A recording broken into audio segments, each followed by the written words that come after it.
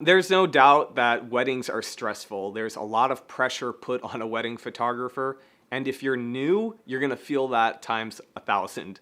Um, and on top of that, you're also going to have a lot of pressure to do things a certain way. And so, what I want to do is share my experience as a wedding photographer when I first started out, and talk about like what that process was like for me, how you can get through it, and I want to encourage you guys to ultimately find your own creative voice when you're shooting your work.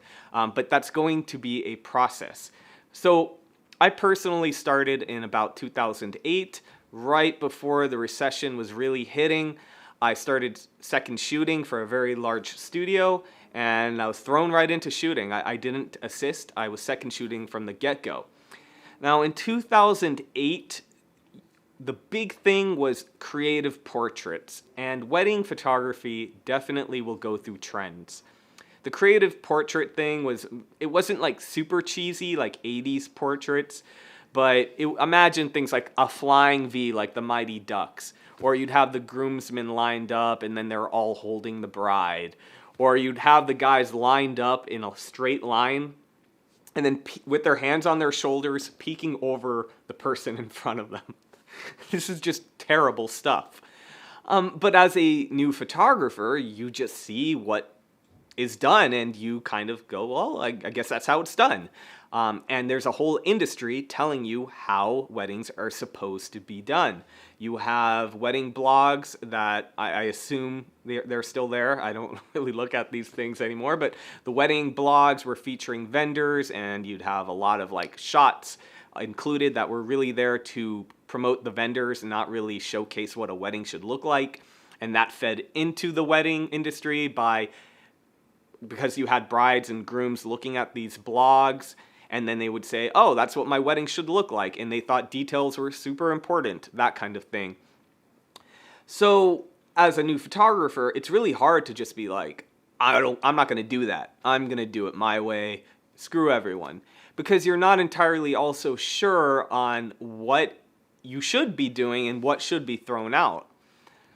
And additionally, there is a lot of pressure when especially if you're younger, if you're like 20, it's going to be hard to say, no, I have a vision and this is how I believe things should be done, and just do it.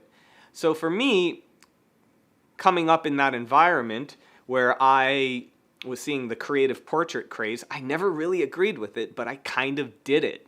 I did it, and then I would get it done.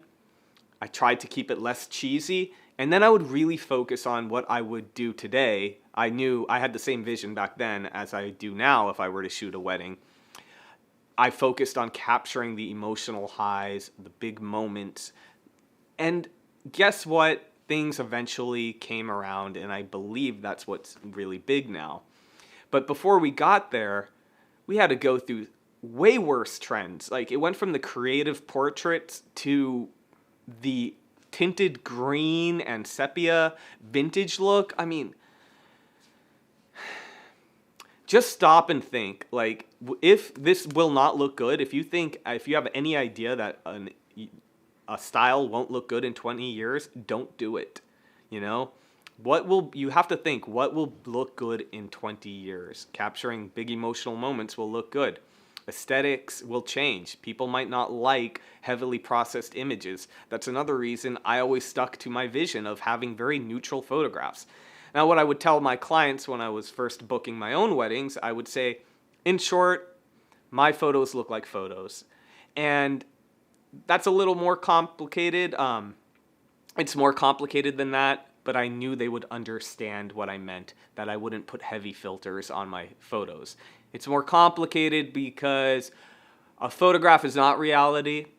A photograph does not look a certain way necessarily. Even if you go back to film, different film stocks had different looks and that kind of thing. But what I meant is that I wasn't going to heavily process my images, and they understood that. And so I would say, my photos look like photos. So here's my advice if you're just starting out. Have your vision. Really believe in yourself. Believe in the vision you have, what you believe is important, how you want to capture weddings or whatever. But you also need to respect the craft. You cannot just start out and say, I'm an artist, this is how I do things, and screw everyone, that's what I do, I'm a badass. You can't do that, because if you're going to do that, you better be clear that you're going to do that.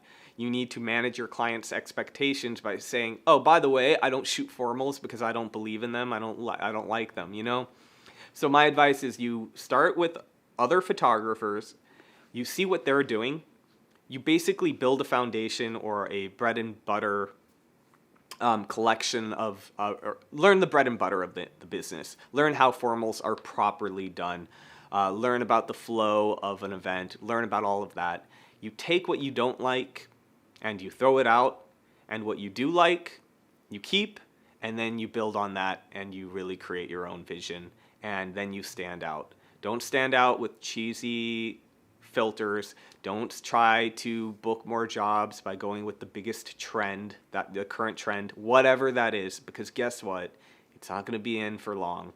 If you got married in 2005 to 2007, you probably have a black and white shot of the bride holding her flowers that are in color, and that's pretty tacky now, right?